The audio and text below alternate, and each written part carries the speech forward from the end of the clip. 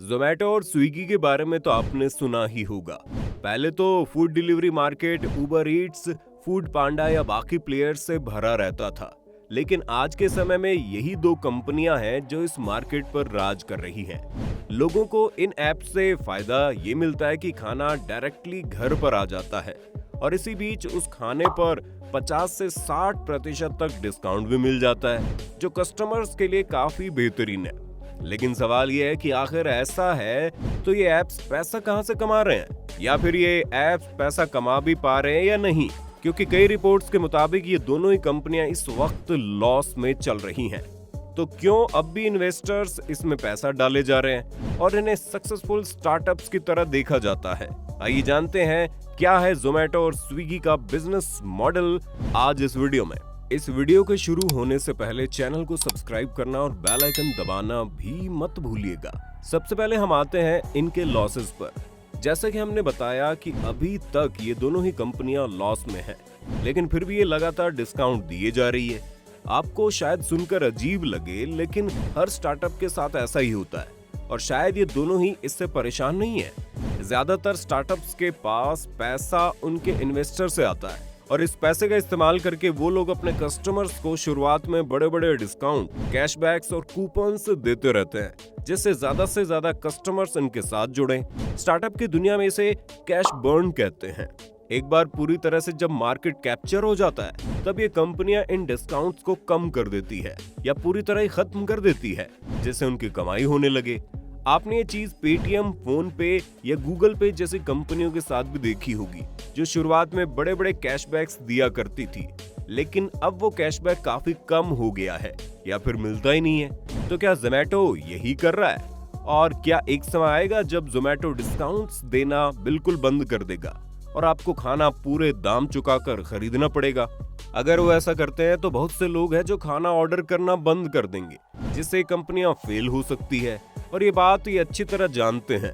इसलिए अगर सिर्फ यही इनका बिजनेस मॉडल होता तो इन्वेस्टर्स इन कंपनियों में अपना पैसा न लगाते और आज ये 25,000 करोड़ रुपयों का मार्केट खड़ा न हो पाता।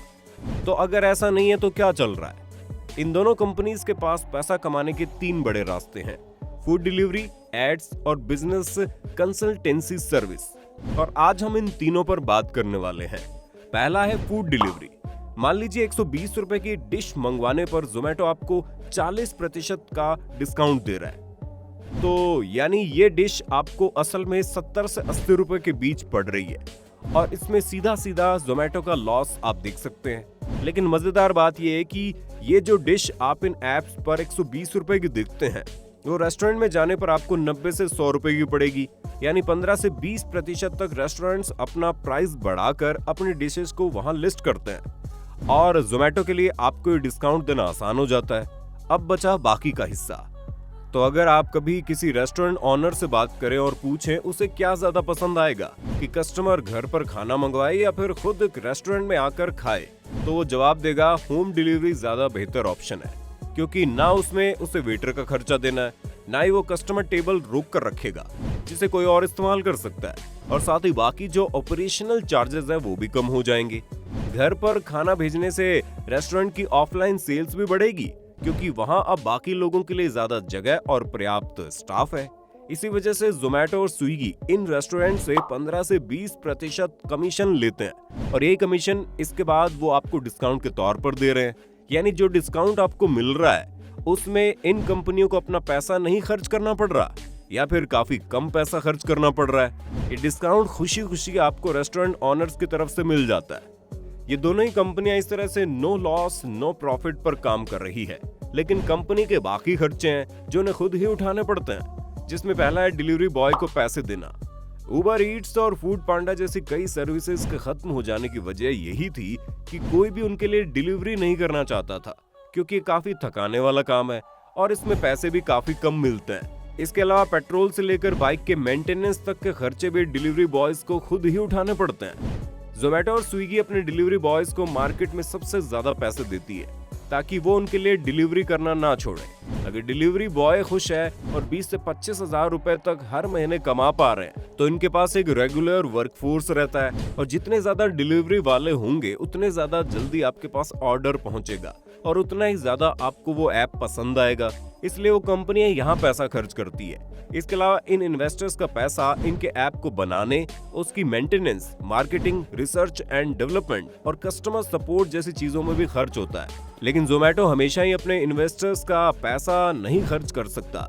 एक समय के बाद उसे प्रॉफिट कमाना ही होगा, और प्रॉफिट कमाने के लिए वो एक दूसरा तरीका लेकर आए हैं, जो है एड्स। जोमेटो और स्विगी को कई सारे रेस्टोरेंट अलग अलग चीजों के लिए पैसा देते हैं, जिसमें पहला है प्रायोरिटी लिस्टिंग। प्रायोरिटी लिस्टिंग को समझने के लिए ऐसा समझिए कि शहर में 30 रेस्टोरेंट्स हैं जो बिरयानी बेच रहे हैं। अगर आप चाहते हैं आपका रेस्टोरेंट इस लिस्ट में ऊपर दिखे, तो आपको उन्हें एक फीस देनी पड़ेगी, और इसी फीस से इनकी कमाई होती है।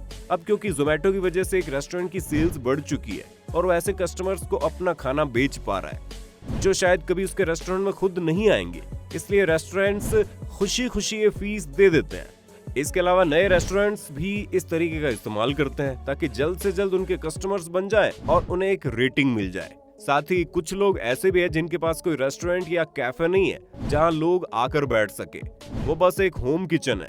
ऐसे लोगों का 100% बिजनेस जोमेटो या स्विगी पर ऑनलाइन सेल पर ही निर्भर करता है। ऐसे में ये भी चाहते हैं कि वो लिस्ट में ऊपर दिखें। इन दोनों तरीकों के अलावा इन कंपनियों के पास एक ऐसा तरीका भी है, तीसरा, जो कि बिजनेस कंसल्टिंग। जोमेटो और स्विगी के पास बहुत सारा डेटा है। उन्हें पता है शहर के किस हिस्से में लोग नॉर्थ इंडियन खाना पसंद करते हैं और किस हिस्से में साउथ इंडियन।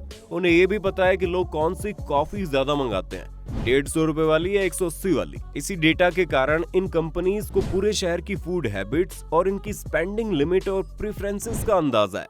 अब अगर आप कोई नया रेस्टोरेंट खोलना चाह रहे हैं तो आप इन कंपनियों के पास जा सकते हैं और इससे पूछ सकते हैं जिस इलाके में आपको अपना बिजनेस शुरू करना है वहाँ लोग किस तरह का क्यूजीन पसंद करते हैं। सिर्फ इतना ही नहीं, आप इनसे इस इलाके की स्पेंडिंग हैबिट्स के बारे में जानकर ये भी पता कर सकते हैं कि आपको अपने खाने की आइटम का प्राइस कितना रखना है कि आपकी सेल सबसे ज्यादा हो। इस तरीके से आप ये सुनिश्चित करते हैं कि जब आप अपना बिजनेस खोलेंगे तो उसमें लॉस होने का चांसेस बहुत कम है। और अपने इसी डेटा और एडवाइस के लिए जोमेटो और स्विगी आपसे एक मोटी फीस वसूलते हैं और इससे उनकी कमाई होती है। आपको इस बिजनेस मॉडल के बारे में क्या लगता है? अपनी राय हमें कमेंट्स में बताइए। अभी के लिए इन कंपनीज के पास पैसा कमाने के यही रास्ते हैं, लेकिन इसका मतलब ये नहीं कि और रास्ते नहीं खुल सकते। इन कंपनीज के पास जितना डेटा है और जितना इन्हें लोगों की फूड हैबिट्स के बारे में पता है, आगे जाकर आप शायद इन दोनों कंपनीज को अपने खुद के रेस्टोरेंट्स खोलते हुए देख सकते हैं।